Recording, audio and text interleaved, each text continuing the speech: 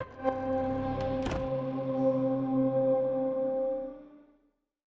Atari fans. I'm Michael Arzt, COO of the Atari VCS and connected devices at Atari. So, Michael, I've been playing around with this device for a few days now, and it's wild. It's wild to see. This is like we've been hearing about this for years now. We've seen it was Indiegogo that it started as crowdfunding, right? Correct. Yes. And to actually have this thing in my hands, be able to hold that controller, be able to see it on like my TV. It's wild. What does it feel like to get to this point after so many years of repping this thing? It's funny. You say so many years, but to me, it was, it's been a whirlwind from that very first, animated teaser in 2017, where we, dropped that teaser a couple of days before E3 in 2017 and blew everybody's minds and probably stole a lot of thunder from some other big players out there. To today, it feels like yesterday. I mean, there's been so much that has happened through the course of the development, through improving the product as we've been going along, and finally being able to put some into some of those Indiegogo backers' hands way back in December, for the holidays, and get some Atari VCSs, the new Atari VCSs, under some people's trees. That was super, super exciting. And, and the time has flown, up till today, with, our retail launch back in June and, starting to put out more games and adding more functionality and more features to it as we've been going. We're continuing to refine things. So, it feels really exciting as an Atari kid myself, someone who grew up and had, a Pong system in home and was playing, Battlezone at the local tavern and things like that. It was pretty wild. And obviously having a 2600 growing up and all that, and then obviously, continuing to today where, I'm playing with, some of these really powerful modern consoles, to have this Atari, finally be in people's hands and have, the majority of the people who've gotten it be really excited and really fired up about it.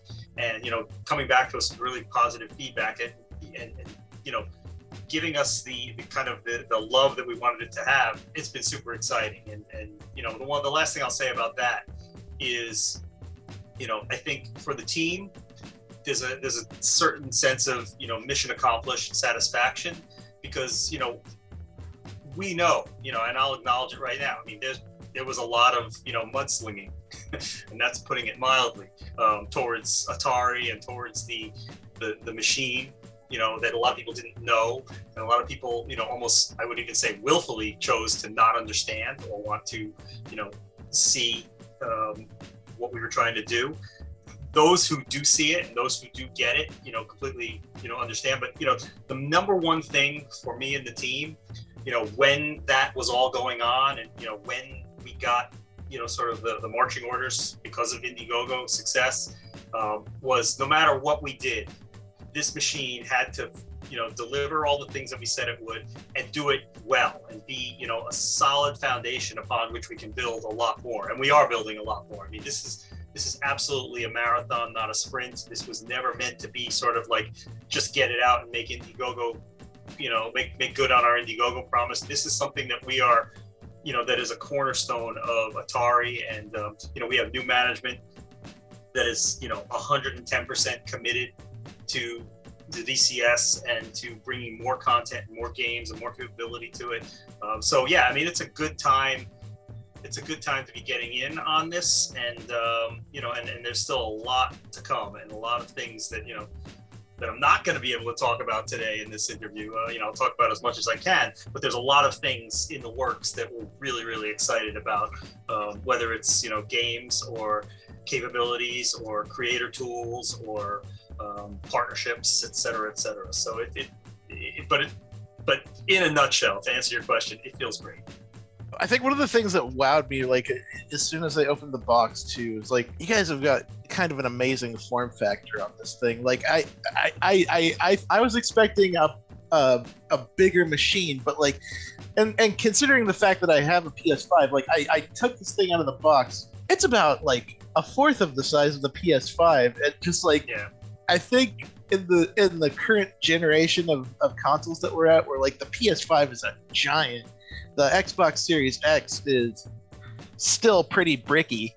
This thing is purposefully bricky, right? Yeah, but yes. Yeah. This thing is like it's pretty lightweight. It doesn't take up much shelf space, and it's just impressive how sleek it is. Well, if you're giving us the win on sleekness and form factor, I'll take it. I mean, you know, look, we knew from the start that we wanted something that was really sleek and elegant to go into people's family rooms. We knew that, yes, is it a mini PC? Sure. But we also knew that, like, dragging your laptop or your desktop into the living room, plugging it in, sure, you can do that. But the whole point is to not have to do that. Leave your computer at your desk for work and things like that. And if you want to play games there, that's fine too. But the whole idea was to create something that would like fit seamlessly into the living room, have a sleek, elegant form factor, scream, "Hey, I'm an Atari product," and deliver a fun experience. Indie games, PC games, retro games, and of course streaming capabilities, and do that in the living room. Like I said, in a sleek and elegant way. And like I said, we're happy to take the compliment on the form factor, because it was something that was part of that, get it right mantra that I mentioned earlier. Out of the box, like I was playing around a lot with the Atari library and fiddling around with it was interesting to go back and like play games like Tempest and Warlords, and games that way back in the day I remember playing with my older brothers, and sure. Yeah. But then I loaded up PC Mode on Windows, and it took me maybe not much more than around 10 minutes to like load up PC Mode, log into my Windows account, download Steam, and start fiddling with games on there. Well, that's the idea. Yeah, that was what we wanted. And like, how difficult was it to like nail down that process of versatility and making this thing that you can have it on Atari mode at one point, and then easily move it over to like a Windows mode at another point? Well, that was the objective, right? That was the ability to sort of have this split personality, and give people access to, just an open platform that they can do what they want with, and bring in their other game libraries and bring in their other programs. That was sort of one of the cornerstones of what we were trying to do, right? So, how hard was it? Obviously we have, some pretty talented developers working on the operating system, which is, based on a version of Debian Linux that, making this platform easily transfer from Atari mode to PC mode. That was the objective. And as easy as you found it, it's going to get easier. We're continuing to refine that. We're continuing to smooth out that process, iron out the wrinkles. It's going to get even better and better. And, eventually we will, what I jokingly call, PC mode on a stick. We'll have it productized actually, where people will be able to, we'll either bundle it with systems, or we'll make it easy for people to get, $24.99 or something like that from the website, to make it super easy. Because honestly, right now PC mode, for a lot of people, it's kind of an experts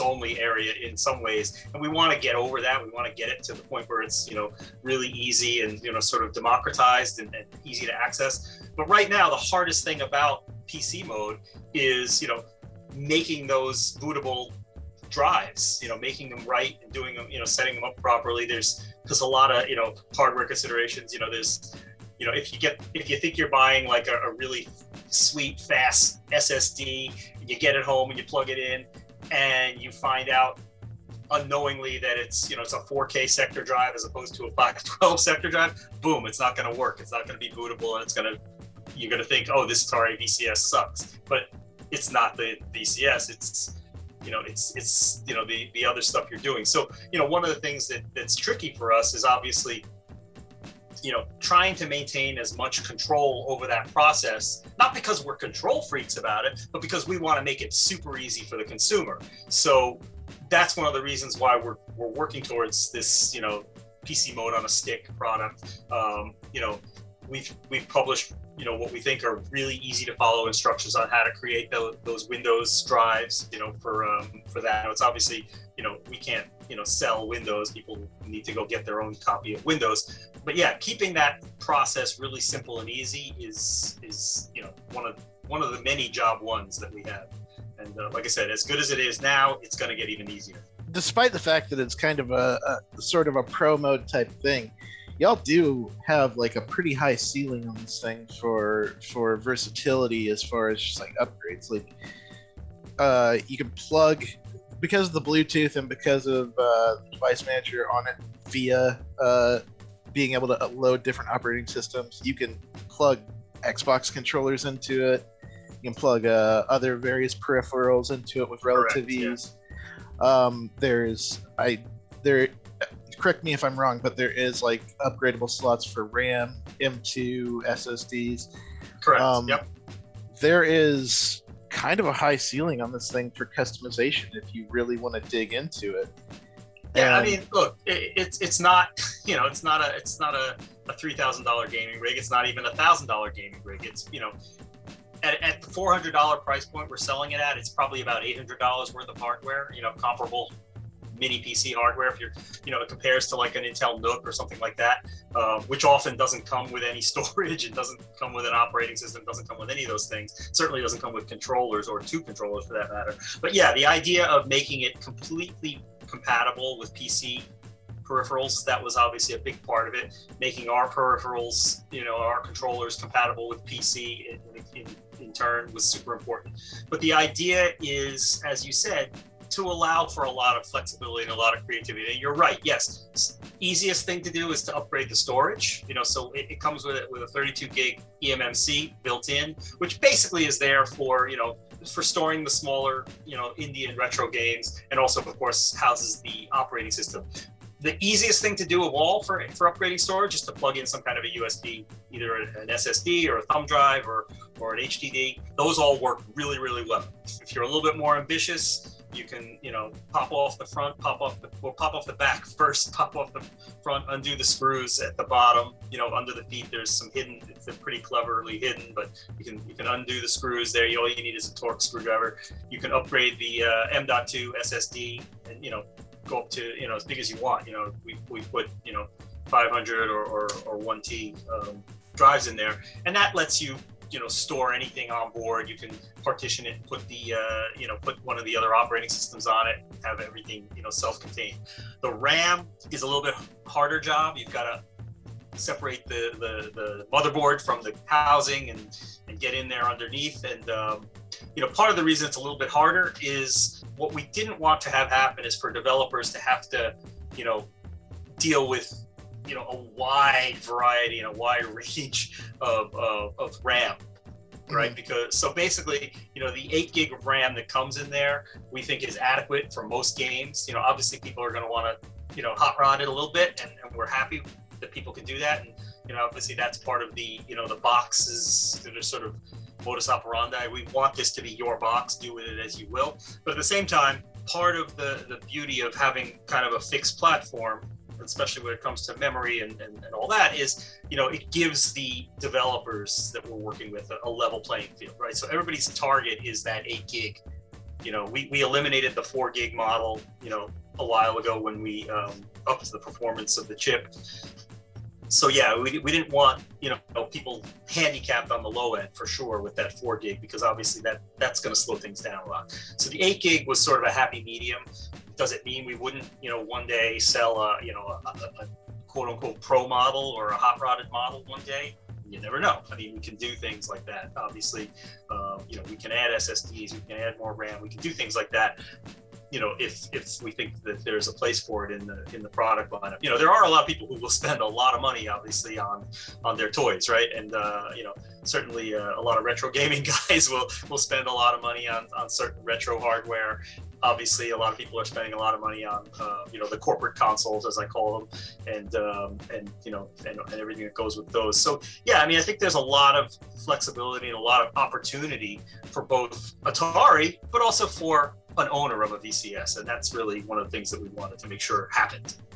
We've been talking a lot about PC mode and upgradability and sort of the expert level of this, but it's also a pretty good machine, just like out of the box in Atari VCS mode. Like being able to play Atari games, which is fun. I really enjoy. Like I actually took a little bit to realize that spinning the stick was like the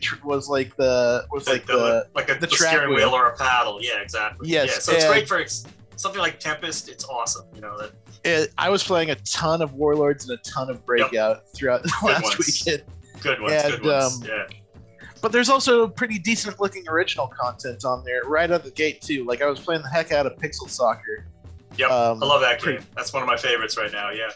And that's like a straight up original. That's like it's exclusive to the Atari VCS for the time being, if I understand correctly. I believe that's correct. Yes. So yeah, we that was one of those ones that we chased those guys down a while ago, and until we didn't put it up until they were ready. But yeah, they modified it and made it work with the classic controller and the classic joystick, and we're excited about that. But yeah, great game. One of my favorites right now for sure. Mm-hmm. And then you've got things like a revamped Missile Command. There are quite a few other like original titles on there to play. Like so, you don't need to customize the heck out of this thing to enjoy playing both original and new games on it.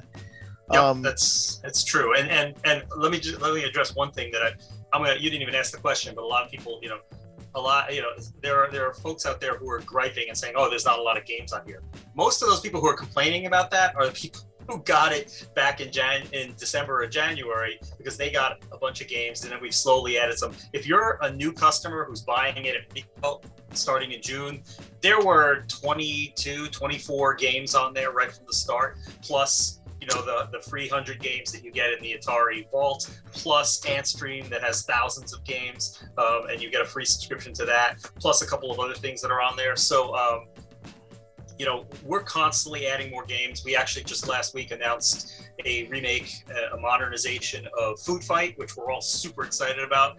I cannot wait for people to see this game. I mean, I've obviously seen things, and this is one of those things, like I said at the top of the call, I can't say a lot about it other than that it's awesome. It's completely, reimagining this game. And when people see the visuals, I mean, we put out a logo, we put out the main character. There's other characters coming.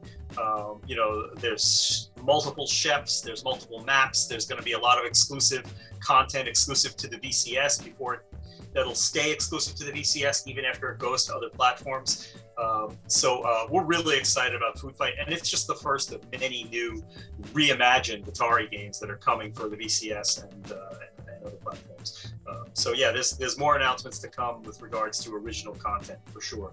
And and then of course we're continuing to work with independent developers, which is indie games are a huge part of what we want to bring to the table. If you think about like the original Atari, right? The original, sort of, if you can believe it, Activision was once an indie developer, right? I mean, that's really, they got their start back in the 80s. A bunch of Atari devs left and started their own company, and lo and behold, here they are, biggest game company on the planet, right? And, so you never know, today's indie darling could be tomorrow's AAA masterpiece, right? And you see it with things like Fall Guys and other games like that just kind of strike a nerve and go huge. And so we're really optimistic about that side of it, about the modern and new content that's coming. Mm-hmm. And it does have a pretty decent collection of apps as a multimedia platform too. Like I think one of the first things I do with any given console or platform is in addition to the games, see if I can get like YouTube, see if I can get Hulu, like a lot of the shows I watch, and a lot of that is just like right on there. You don't need to go into PC mode or anything. You can download Hulu and YouTube on there and watch them from the VCS mode. Yeah, and one of the most exciting partnerships we have, and we sought this out early, and many meetings to get this done. But, you know, the Atari VCS is the only home game system that has Chrome, Google Chrome as its native browser. And that obviously unlocks a vast amount of content, because literally you can go anywhere on the internet with that. You've got all the security and safety that you know, Chrome gives you. You've also got access to all the productivity apps of things like G Suite. You've also got the ability to flawlessly run, you know, if you want that AAA content, you got the ability to run Stadia. And, you know, and that's a pretty significant, you know, additional portal. So before you even go to PC mode, you can do a lot with the machine besides just play games, and besides just rely on our library for, you know, our store, you know, to provide content. There's a tremendous amount of content there. And if there is an app that, you know, is not on there, or, you know, a service, you know, there's something that people want, you know, they need to reach out to us, because we can make, you know, again, because of Chrome, we can make these apps and these services accessible really easily. And then whether you're using a mouse and a keyboard, or using our companion app, it's really easy. Just log in, you know, well, obviously navigate to the service you want, log in, and away you go. And yeah, like you said, you're streaming right away. And you know, and that's, like I said, that's something that, you know, we're really excited about. And not to mention, you can shop, you can go, you know, Amazon, and, you know, you know, do your Amazon Fresh, you know, get your groceries delivered, et cetera, et cetera. You can do it all right from your couch. With the Atari VCS being at its it's a $400 price point, correct? Sure is, yeah. And that gets you the bundle, which is the console, the joystick controller, the modern controller, all the cables. What would you say to somebody that sees that as like, well, that's 4/5 of an Xbox Series X or a PS5? So there's a couple of ways to look at it, right? So first of all, we actually would not compare ourselves to those guys. We never wanted to be compared to, you know, like I said before, the big corporate consoles. That is not something that we were ever aspiring to be. We are a mini PC first and foremost, and to get a comparable mini PC, you're going to spend more than $400, and you're not going to get a joystick and a controller in there. You're not going to get an operating system in a lot of cases, like I said. So if you're comparing us more to an $800 Intel NUC, you know, or $600 Intel NUC, you're actually coming out in a pretty good spot with regard to the VCS. Plus, like we said at the top of the call, it's something that's going to look great in your living room, because that's where it's meant to be. It's meant to be in your living room. It's not meant to be on a desktop, even though it could very capably operate on a desktop and work there. So, you know, I look at that, and then if you insist on continuing to compare us to consoles, there's a couple of things that, you know, you think about. One is most consoles for that same price don't include any games. They include just one controller. They require you to pay a fee to play online, multiplayer. All of these things are not the case with the VCS. We give you the Atari Vault and Antstream right off the bat. A lot of people are, you know, got the Missile Command Recharged as part of the promotion, got that game. So, you know, sometimes you'll buy, you know, like a specific bundle that comes with a single game or something like that. And that's great. And, you know, they might, you know, do a promotion like that. But these guys are also selling vastly more powerful hardware at a significant loss, right? You know, spending the last 3 years building this thing, we know what things cost. And, you know, so if you're buying a PlayStation, and I don't want to invoke but PlayStation, Xbox, any of these things, you're buying one of these so-called, you know, or what I call corporate consoles for $400, or in some cases $500, you're buying something that might be $1,000 worth of equipment, right? It might be $1,000 worth of hardware that they're selling at a loss, because they know they're going to sell you a bunch of $70 games. They know they're going to sell you a subscription fee for $60 a year, et cetera, et cetera. So it starts to add up pretty quickly. So the value proposition of our console, I shouldn't call it a console. I made a mistake. Don't call it a console. Our system, right, is $400, and you're in. And then the games range from $5 to $25. There's no $70 games on there, at least not today, and I don't anticipate that we ever will have those. So you're getting more hardware, you're getting more value dollar for dollar, in our opinion. And is it expensive?